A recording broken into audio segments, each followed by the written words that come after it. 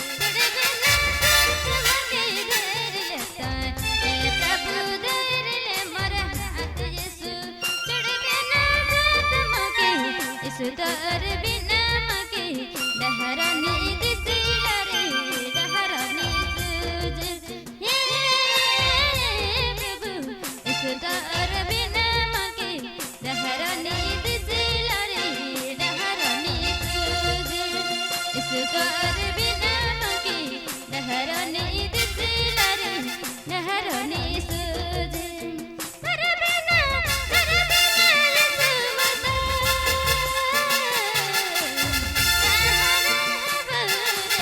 कर बिना हे प्रभु कर बिना यीशु मता